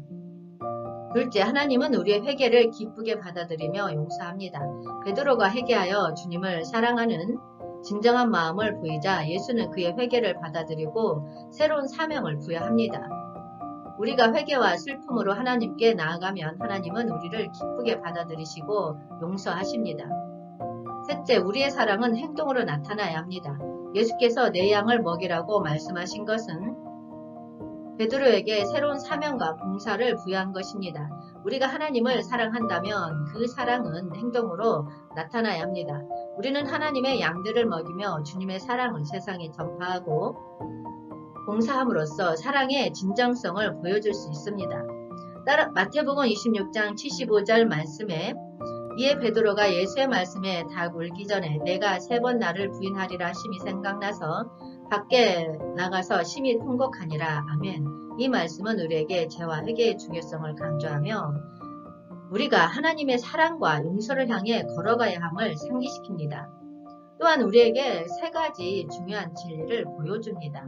첫째, 우리는 죄를 인정해야 합니다. 베드로는 예수께서 그의 부정적인 행동을 미리 알려주셨을 때 자신의 잘못을 깨달았습니다. 우리도 자신의 죄와 잘못을 인정하고 회개해야 하며 하나님께 용서를 청하는 마음으로 접근해야 합니다. 둘째, 회개는 슬픔과 슬픈 기도를 동반합니다. 베드로는 예수께서 말씀하신 내용이 생각나자 밖으로 나가서 심히 통곡했습니다. 회개는 우리가 자신의 죄와 부족함을 슬픈 마음으로 인정하는 것이기도 합니다. 하지만 이 슬픔은 허무하지 않습니다. 하나님은 우리의 회개와 슬픔을 기뻐하시고 용서해 주십니다. 셋째, 우리는 하나님의 사랑과 용서를 받을 수 있습니다. 베드로의 회개와 슬픔에도 불구하고 예수께서는 그를 포기하지 않았습니다. 예수께서 십자가에서 우리의 죄를 대신 지고 우리의 회개와 슬픔을 받아들여 용서해 주십니다. 우리가 회개하고 우리의 죄를 하나님께 인정하면 하나님은 우리를 사랑하시고 용서해 주실 것입니다. 다음은 매어있는 죄를 간절히 원하는 매어있는 여인의 사례를 알아보도록 하겠습니다. 요한복음 8장 1에서 11절 말씀에 서기관과 바리새인들이 음행 중에 잡힌 여자를 끌고 와서 가운데 세우고 예수께 말하되 선생이여 이 여자가 간음하다가 현장에서 잡혔나이다. 너희 중에 죄 없는 자가 먼저 돌로 치라 하시고 예수께서 일어나사 여자 외에 아무도 없는 것을 보시고 이르시되 여자여 너를 고발하던 그들이 어디 있느냐 너를 정죄한 자가 없느냐 대답하되 주여 없나이다. 예수께서 이르시되 나도 너를 정죄하지 아니하노니 가서 다시는 죄를 범하지 말라 하시니라. 아멘. 이 말씀은 우리에게 하나님의 은혜와 용서의 중요성을 강조하며 우리가 다시는 죄를 범하지 말고 하나님의 사랑을 따르도록 동기부여합니다. 서기관들과 바리새인들이 음행 중에 잡힌 여인을 예수께 끌어다가 가운데 세우고 그녀가 간음을 저지른 사실을 고발합니다. 이는 그녀를 시험하고 예수를 적발하기 위한 계변이었습니다. 선생이여 이 여자가 간음하다가 현장에서 잡혔나이다. 너희 중에 죄 없는 자가 먼저 돌로 치라. 그러나 예수는 저희의 함정을 피하시면서 저희에게 중요한 교훈을 가르치십니다. 우선 예수께서 여자를 정죄하지 않으시고 너희를 사랑과 이해로 대합니다. 하나님의 사랑은 우리의 죄와 실패를 봐주시지 않고 우리를 용서하고 회복해 주십니다. 여자여 너를 고발하던 그들이 어디 있느냐 너를 정죄한 자가 없느냐. 여자는 그러자 예수께서 그녀를 정죄하지 않으셨다고 대답합니다. 그리고 마지막으로 예수께서 여자에게 가서 다시는 죄를 범하지 말라고 충고하시며 새로운 삶으로 걸어가도록 도와줍니다. 나도 너를 정죄하지 아니하노니 가서 다시는 죄를 범하지 말라. 이 구절은 우리에게 사랑과 용서의 크기를 보여주며 우리가 회개하고 하나님의 사랑을 받아들이면 새로운 삶으로 걸어갈 수 있음을 알려줍니다. 우리는 예수 그리스도의 사랑과 용서를 향해 나아가야 하며 우리가 죄를 범하더라도 하나님은 우리를 패하지 않으시고 용서해 주십니다. 하나님의 은혜와 용서는 우리의 회개와 신뢰에 의해 더 크고 강력해집니다. 하나님 요한계시록 3장 19절 말씀에 물은 내가 사랑하는 자를 책망하여 징계하노니 그러므로 내가 열심을 내라 회개하라. 아멘. 라오디게아 교회에 대한 예수 그리스도의 직접적인 경고를 담고 있는 중요한 구절입니다. 라오디게아 교회는 믿는 자들 중에서 뜨거운 신앙과 회개가 부족한 곳으로 언급됩니다. 예수 그리스도는 그들에게 사랑하는 자를 책망하여 징계하라고 권면하십니다. 하나님의 사랑은 언제나 우리를 교정하고 회개하도록 이끄는 것입니다. 사랑하는 자를 책망하여 징계하노니 예로부터 하나님의 사랑을 받는 자들은 책망과 징계를 받게 되어 있다. 이 구절에서 사랑이 특별한 의미를 갖습니다. 그것은 풍부하고 인간적인 애정으로 이해될 수 있습니다. 예수 그리스도는 라오디게아 교회에 더 많은 애정을 가지고 계셨다고 해석될 수 있습니다. 또한 이 구절에서 책망은 죄를 깨닫게 하고 회개하도록 권하는 의미를 갖습니다. 하나님은 우리를 회개하도록 책망하시기 때문에 우리는 회피할 길이 없습니다. 그리고 징계는 교육과 훈련을 의미합니다. 하나님은 우리에게 교육적인 목적으로 훈계하시며 그것은 때로는 괴로울 수 있지만 우리는 받아들여야 합니다. 이 구절은 두 가지 권고로 결론을 내립니다. 첫째, 열심을 내라는 신앙의 열도를 높이라고 권하는 말입니다. 우리의 믿음이 뜨거워지도록 열심을 내어야 한다는 것을 강조합니다. 둘째, 회개하라는 회개를 촉구하는 것입니다. 라오디게아 교회에서 직접적으로 회개를 권고하며 믿는 자들 중에서 회개가 필요한 부분을 강조합니다. 이 구절은 우리에게 하나님의 사랑과 교정, 회개의 중요성을 보여주며 우리가 뜨거운 신앙과 회개를 갖도록 동기부여합니다. 우리도 라오디게아 교회와 같이 하나님의 사랑과 교정을 받아들이고 뜨거운 신앙으로 회개하여 새로운 삶을 걸어가야 합니다. 이것이 요한계시록 3장 19절로서 우리에게 주는 귀중한 교훈입니다. 회개와 정화의 시작은 우리의 여정의 출발점입니다. 하지만 그것은 끝이 아닙니다. 회개와 정화는 우리가 하나님과의 깊은 관계를 맺고 하나님의 사랑과 은혜를 더욱 감사하고 받아들일 수 있는 마음가짐의 결론입니다. 우리가 회개하고 죄를 인정하며 정화를 시작하면 하나님은 우리를 사랑하시고 용서해 주십니다. 우리가 하나님의 사랑과 은혜를 받아들이면 새로운 삶으로 걸어가며 하나님과 더욱 가까워질 수 있습니다. 회개와 정화를 통해 우리는 하나님의 사랑과 은혜를 깨닫고 그것을 감사하며 받아들일 수 있는 마음가짐을 갖게 됩니다. 하나님의 사랑은 우리를 변화시키며 우리의 삶을 빛나게 합니다. 우리가 하나님의 사랑과 은혜를 받아들이면 우리는 하나님과의 깊은 관계를 통해 더욱 성장하고 하나님의 뜻을 따라 삶을 살아갈 수 있습니다. 이렇게 회개와 정화를 통해 우리는 하나님의 사랑과 은혜를 더욱 깨닫고 받아들이는 마음가짐을 갖게 됩니다. 그리스도의 사랑과 은혜가 우리를 변화시키고 우리의 삶을 새롭게 만들어줍니다. 우리가 하나님의 사랑과 은혜를 감사하며 받아들이면 우리는 새로운 삶으로 걸어가며 하나님과 더욱 가까워질 수 있습니다. 이것이 회개와 정화의 시작의 주제의 결론입니다. 우리가 하나님의 사랑과 은혜를 받아들이는 마음가짐을 갖고 새로운 삶으로 걸어가며 하나님과 더 가까워지기를 기원합니다. 이것이 우리의 신앙 여정의 결론이자 축복이 되기를 소망합니다. 동양적 신비주의는 오랜 역사를 가지고 있으며 그 중심에는 존재의 의미와 영적인 깨달음을 찾는 노력이 있습니다. 이러한 신비주의는 명상, 점성술, 요가와 같은 다양한 형태로 표현되며 그 목적은 삶의 깊은 의미를 발견하고 신비로운 세계에 베일을 들쓰는 것입니다. 반면에 영적 각성은 성경에 뿌리를 두고 있으며 하나님과의 관계를 중심으로 하는 삶의 전환과 변화를 의미합니다. 성경은 우리에게 하나님의 뜻과 사랑 그리고 구원의 계획을 알리는 더욱 깊은 의미를 담고 있습니다. 영적 각성은 그리스도인으로서의 하나님의 뜻을 이해하고 따르며 삶의 목적과 방향을 신비로운 세계에서 구별하여 참된 깨달음을 얻어내는 것입니다. 고린도후서 11장 14절 말씀에 이것은 이상한 일이 아니니라 사단도 자기를 광명의 천사로 가장하나니 아멘. 동양적 신비에 대한 설명과 관련된 복잡한 구절입니다. 이 구절은 바울이 동양적인 신비주의와 관련하여서 뭔가를 언급하고 있지만 그 당시 동양의 문화와 이해체계를 이해하는 것이 어려운 부분이기 때문에 정확한 해석이 어려울 수 있습니다. 이 구절은 바울이 대적자들의 교활한 행위를 비유한 표현으로 즉흥적으로 사용한 것으로 보입니다. 동양적 신비는 동양 문화와 철학의 특성을 바탕으로 존재의 의미와 영적인 깨달음을 탐구하는 노력입니다. 이는 육체와 정신 그리고 영혼의 세계를 이해하고 깨달음을 얻기 위한 다양한 수단을 활용하는 것을 의미합니다.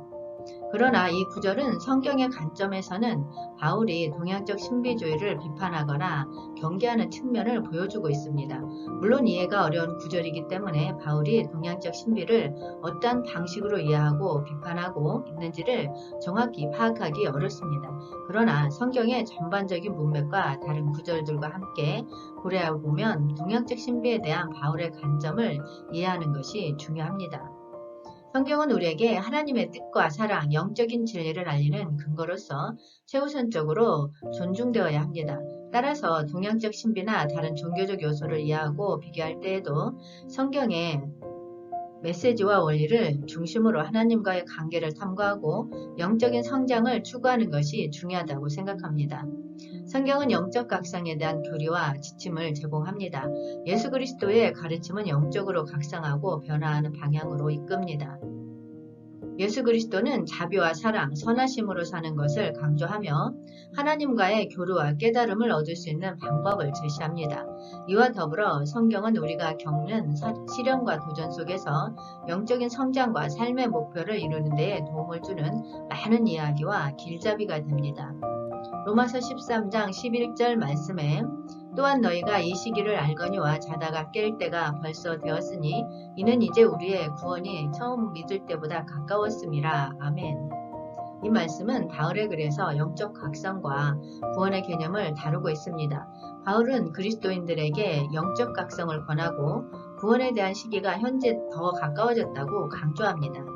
영적 각성은 그리스도인들이 이웃사랑과 신앙을 실천하며 하나님과의 관계를 깨닫고 변화하는 것을 의미합니다. 이것은 율법적 강령이 아닌 종말론적 때에 대한 인식과 연관되어 있습니다. 이 시기는 예수 그리스도를 통한 구원사 전개와 시작된 종말의 때를 암시하며 예수의 부활로부터 오는 시기가 이에 해당된다고 설명합니다. 이 시기는 그리스도인들이 예수의 재림을 고대하며 그리스도 안에서 깨어있는 삶의 실천을 통해 구현해야 하는 윤리적 결단의 때입니다. 종말론적 때의 개념은 바울이 그리스도인들에게 구원에 대한 소망과 삶의 방향을 기반으로 깨어있는 삶의 의식과 신앙의 실천을 촉구하는 데 중요한 역할을 합니다. 그리고 이 영적 각성과 구원의 개념은 개개인의 영혼의 깨달음과 그리스도 안에서 깨어있는 상태를 지향하고 마치 잠에서 깨어나는 것처럼 영적으로 깨어나야 한다고 설명합니다. 이런 깨어남은 하나님의 구원에 지체되지 않는 시간적 가까움에 대한 긴급한 의식을 나타내며 그리스도인들의 삶이 표류가 아니라 분명한 목표와 전진하는 믿음을 가져야 한다고 강조합니다. 이렇게 바울의 글에서는 종말론적 소망과 그리스도인들의 영적 각성과 삶의 변화에 대한 근사적인 설명과 촉구가 나타납니다. 이는 그리스도인들이 구원을 향한 믿음과 사랑으로 인도되어 더 높은 영적 차원으로 나아가도록 격려하는 메시지로서 중요한 가르침을 담고 있습니다. 성령은 기독교 신앙에서 중요한 개념으로서 하나님의 존재와 권능을 믿는 기독교인들에게 하나님과의 교류와 영적 성장을 가능하게 하는 중요한 역할을 맡고 있습니다. 성령은 성경에서 하나님의 세 분 하나로서 아버지와 아들과 함께 이루는 삼위일체로서의 하나님을 이해하는 데 핵심적인 역할을 수행합니다. 성령은 우리의 영혼과 마음에 거주하여 우리를 인도하고 진리를 깨우치며 옳은 길로 인도하며 영적 성장과 변화를 이루도록 돕습니다. 요한복음 16장 13절 말씀에 그러나 진리의 성령이 오시면 그가 너희를 모든 진리 가운데로 인도하시리니 그가 스스로 말하지 않고 오직 들은 것을 말하며 장래 일을 너희에게 알리시리라. 아멘. 이 말씀은 성령의 역할과 인도하는 역할에 대해 설명하고 있습니다. 성령은 그리스도인들의 영적 성장과 변화를 이루도록 인도하는 중요한 역할을 맡고 있습니다.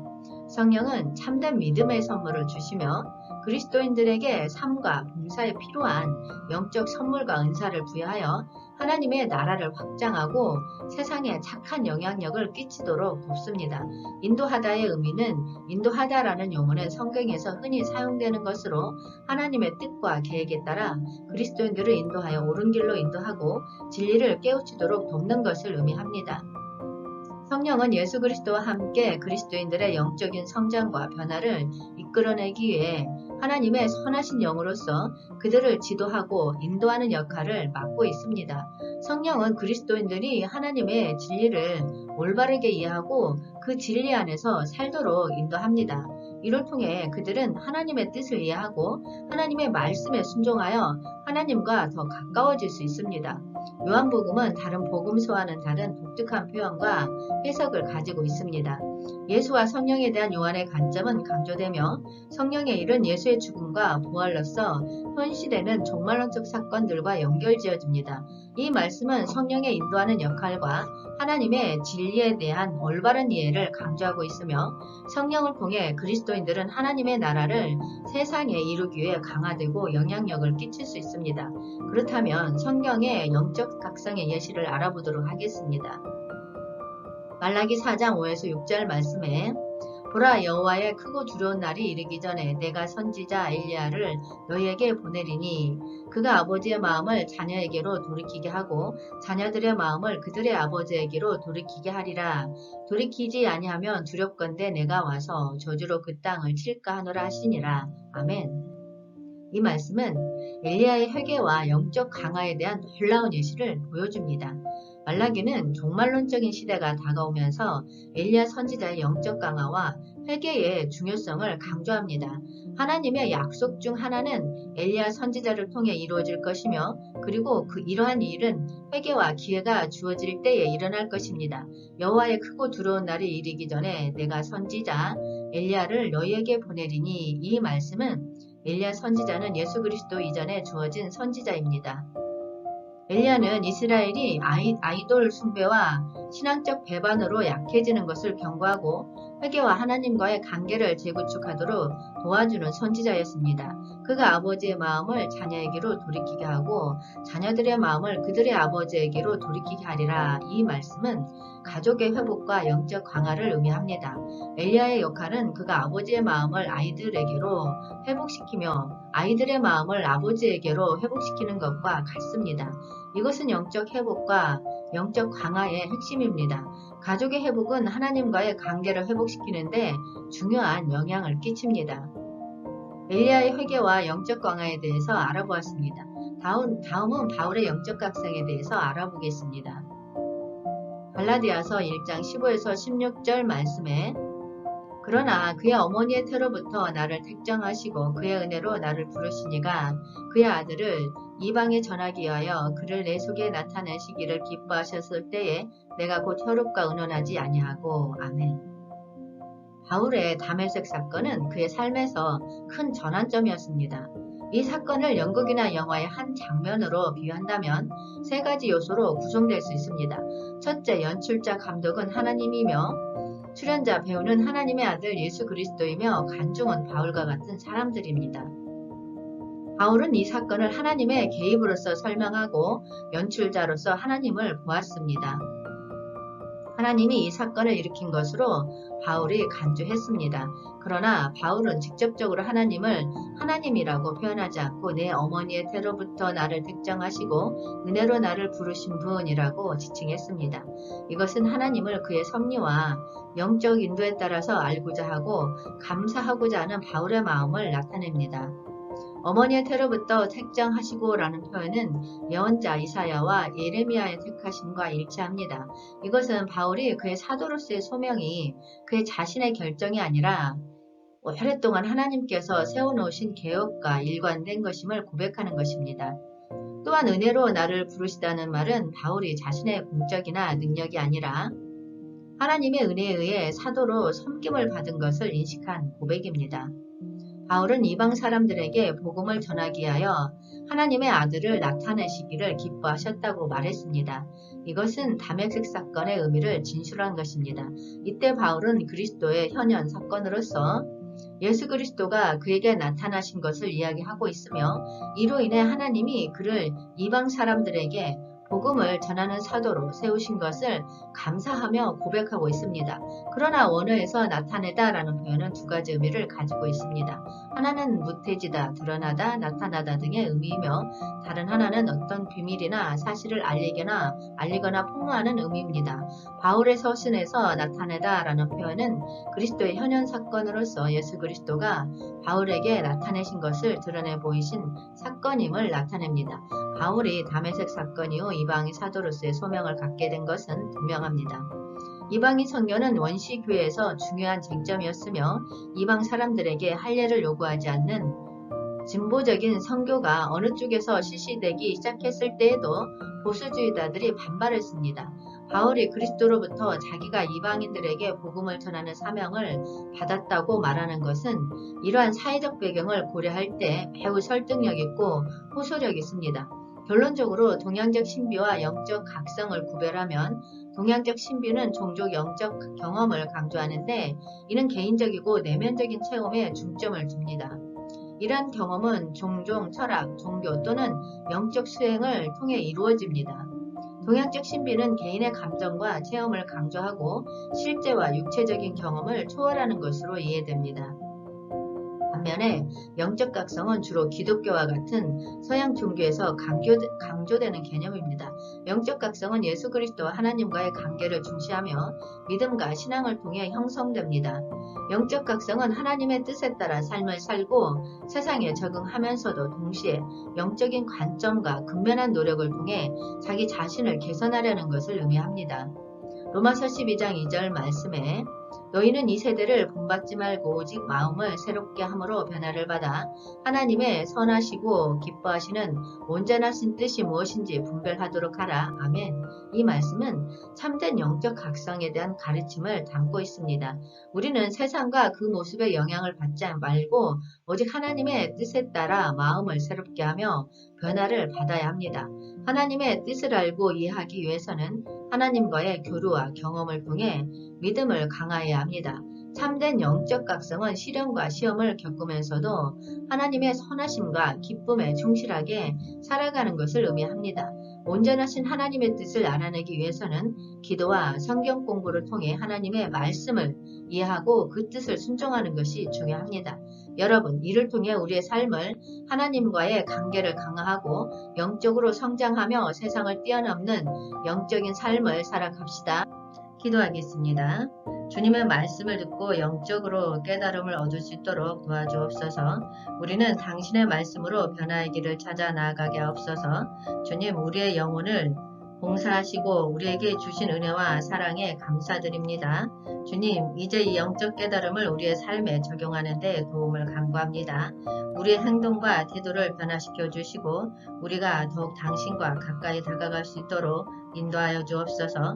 우리가 주님의 빛과 사랑을 이 세상에 펴뜨리는 도구가 되게 하여 주옵소서. 성령님, 우리가 오늘 들은 말씀을 우리 삶의 지침으로 삼을 수 있게 하옵소서. 주님과의 교통이 끊이지 않도록 도와주옵소서. 매일 주님과의 교통을 강화하고 우리의 믿음을 견고하게 하여 주옵소서. 우리를 생명의 파멸에서 속량하시고 우리의 모든 병을 고치시고 모든 죄악을 사하시는 주님, 모든 존귀와 영광 받으시옵소서. 아버지, 이 시간도 질병으로 아파하는 자들, 고통 가운데 신음하는 자들이 있습니다. 당신의 치유의 손으로 긍휼히 여겨 어루만져 주옵소서. 당신의 보혈의 피로 덮어주사 깨끗이 씻어 주옵소서. 모든 병마에서 일어날 수 있도록 아버지 도와주시옵소서. 주님, 영적으로 어둠 가운데 있는 사람들, 정신적으로 방황하고 있는 사람들 치유해 주실 줄 믿습니다. 주님, 이들을 위해 기도합니다. 본 곳에 병든 곳에 손을 얹은 즉 즉시 나으리라 하셨습니다. 믿음으로 선포합니다. 병든 곳에 아픈 곳에 통증이 있는 곳에 아버지 믿음의 손을 얹고 기도하며 나아갈 때 그 즉시 치료되어지는 기적의 역사가 나타날 수 있도록 축복하여 주시옵소서. 축복하여 주시옵소서. 오 성령님, 임하여 주시옵소서. 임하여 주시옵소서. 더욱 임하여 주시옵소서. 더욱 오 성령님, 강건하게 임하여 주시옵소서. 강건하게 임하여 주시옵소서. 더욱 강건하게 임하여 주시옵소서. 오 성령님, 충만하게 임하여 주시옵소서. 오 성령님, 충만하게 임하여 주시옵소서. 오 성령님, 충만하게 임하여 주시옵소서. 더욱 충만하게 임하여 주시옵소서. 이 시간 주님께서 소화성 궤양을 치유해 주신다고 하십니다. 아멘으로 받고 믿고 나아갈 때 치유의 역사가 일어납니다. 속쓰림은 사라져라. 속쓰림은 사라져라. 속쓰림은 사라질지어다. 혈변은 멈출지어다. 혈변은 멈출지어다. 혈변은 멈추어라. 구토는 사라져라. 구토는 사라져라. 구토는 사라질지어다. 우리 몸을 괴롭히는 모든 병만은 떠나가라. 병만은 떠나가라. 깨끗하고 온전하게 나을지어다. 깨끗하고 온전하게 나을지어다. 우리 몸을 괴롭히는 모든 병만은 떠나가라. 치유되어 완치된 모습을 바라봅니다. 치유되어 완치된 모습을 바라봅니다. 주님 감사합니다. 주님 홀로 영광 받으시옵소서. 예수님 이름으로 기도하였습니다. 아멘.